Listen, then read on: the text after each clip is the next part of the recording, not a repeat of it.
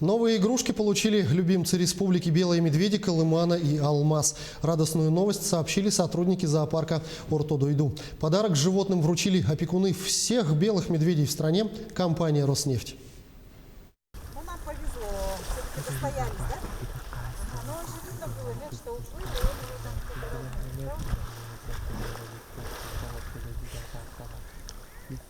Новые игрушки – уже второй подарок, который получают медведи. Только первые на пробу оказались не такими прочными, поэтому эти пришлись медведям как нельзя кстати.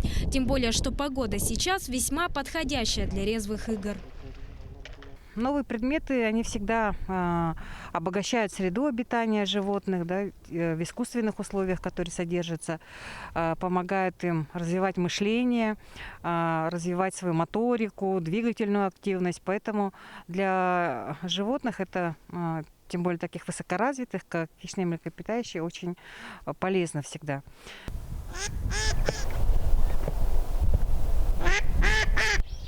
Орто-Дойду – единственный зоопарк, работающий в экстремальных условиях. Зимой зоопарк продолжает работать в прежнем режиме. Многих животных переводят в теплые вольеры. Ну а кого вы точно не увидите с наступлением холодов, так это бурых медведей.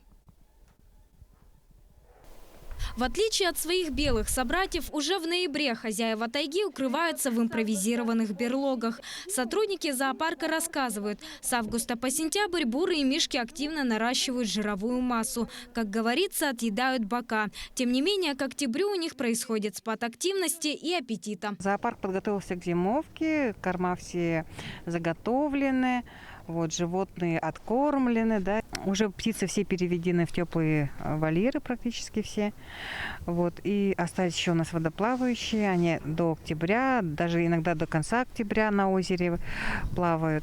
По копытным тоже у нас все сено заготовлено, веточный корм заготовлен в достаточном количестве, да.